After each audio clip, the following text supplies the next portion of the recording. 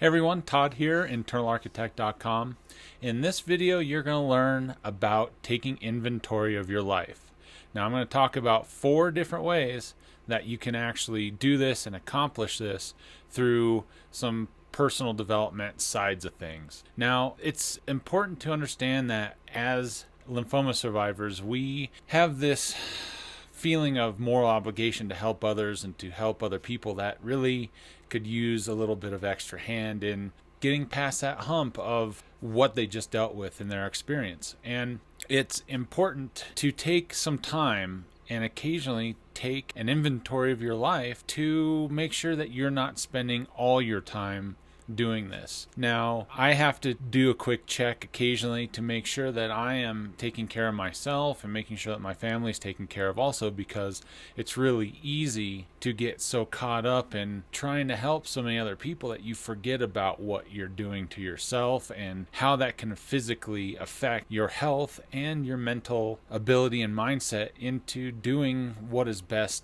overall for the bigger picture. Now, the first one that I'm going to talk about is admitting that you're not perfect and acknowledging that what you are doing may not be working. We go through a lot of different aspects and a lot of different ways that we talk to people as survivors, between letting them know that it's okay to talk to us about things and to, help answer questions. And I've learned that it's easier to tell my story to help people understand kind of the bigger picture of what we went through as cancer patients. And so by admitting that, and I do this all the time, I admit that I am not perfect. And it helps me really stay grounded in a couple different ways. One, by just making sure that I can have a normal conversation with someone that isn't a cancer patient, has never been a cancer patient, and hopefully will never be one either.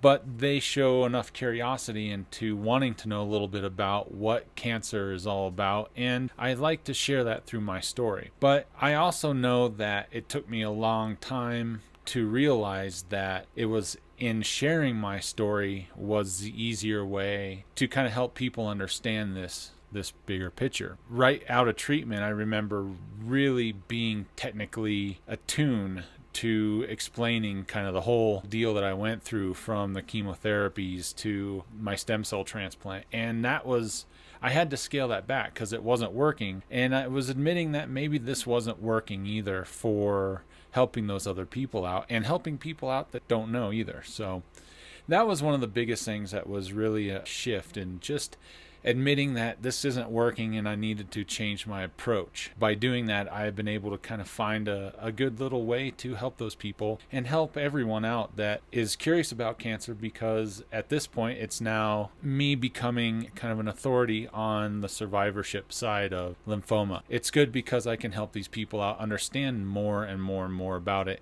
And I can also help survivors and their caregivers understand a little bit about more what they're going to go through also. It's really a pretty powerful way. And it's taken some time. It's taken some adjustments and some pivoting to make sure that I can do this correctly and help the people out the best that I can. Number 2 is fear. And it's understanding that fear is okay, but you have to take action in the face of fear and move through it and move forward with it. So through cancer, it was really scary to be able to just have to face all the chemotherapy, all the doctors, all the treatments and stuff. And then once I got through it and everything was good, I had this new fear. I had this fear now that I'm a survivor, and what do I do now? And there's a point to where you just have to jump straight into the ring and just start figuring it out. It's easy for people to get, and I love using the word complacent, because they don't want to face that fear because of what they just went through. It was, hugely a mental challenge for them to just get through it. And now that they're a survivor, they don't want to have to try anymore. And that's frustrating in a sense, because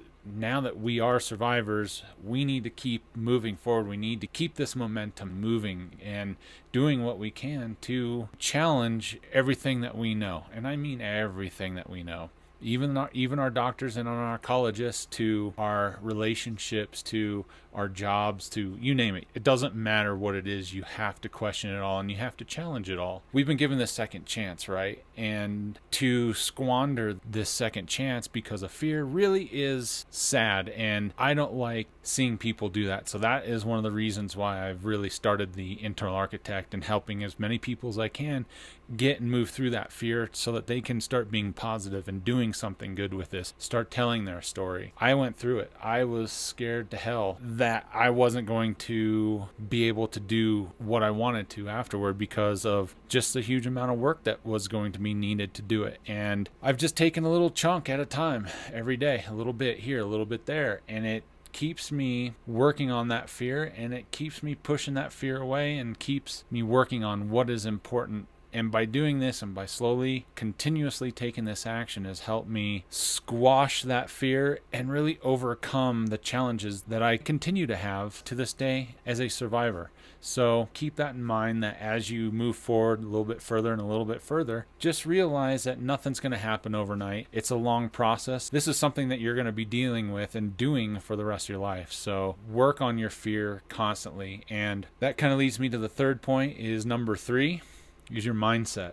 Now, it's important to have a realization while you're taking this inventory that maybe I need to kind of readjust my approach to everything mentally. I like to simplify the mindsets into 2 different categories. One is your growth mindset and the other is your fixed mindset. And being in a growth mindset is a lot more advantageous to really accomplishing those goals and really understanding what it is that you're trying to do. And as you work on the inventory side of your life and just kind of assessing what is going on within everything, you are able to use your mindset as a way to focus your attention kind of laser-like on those important things. Learn from your mistakes. That is one of the easiest ways to do it. Take the hit with a mistake, take that hit with a challenge, and then readjust and try again, and then try again, and then try again, and then just constantly do it. And at some point, it's going to work out. It's going to happen. You have to take this step. You have to really take a moment to make sure that your mindset is in the right spot, because as you are really trying to do good, help other people, if you aren't in the right mindset and if you become complacent and fixed, then you will end up really kind of damaging yourself inside. And that could potentially lead to more anxiety, more stress, more frustration that could hinder your health at the same time. So that is one of the main reasons why I think a lot of our health kind of starts with our mindset. And once our mindset is in the right spot, we grow this tenacity to continue growing and to make this all work, to bring your life together. Then it all makes sense and it all starts to really become not just about everyone else, but it also means that you are doing what you can to take care of yourself mentally and physically. Because if you're not mentally and physically capable, then you're not going to be able to help those out that need the help also. Take that into consideration when you're taking this inventory of your life. And then the fourth one is taking ownership of your identity.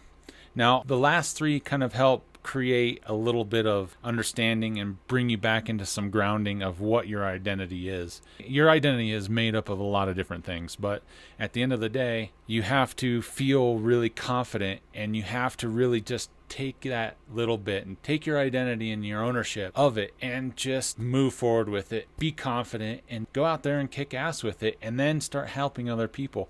Do things, make decisions that help you be the best that you can so that you can help them the best that they need to be helped. This is a tough part because you constantly are questioning, am I being too selfish? Am I being too self-centered in the decisions that I'm making right now? And you have to remember that at the end of the day, you are doing this in a way to help these other people the best possible way and at the best point in their life that you can. It's important that you remember this, and this is kind of a key point into moving forward after you've taken your inventory of what's going on in your life. And if you are spending way too much time doing too much other stuff and not taking enough time to help yourself, then no one's winning. So, please keep that in mind. Hit me in the comment section below if you got some questions about this. This is kind of a weird one because it's a little bit more of a psychological way of kind of approaching taking a moment and really regrounding yourself after some things that may have gone on that could be making you question what it is that you're doing. So,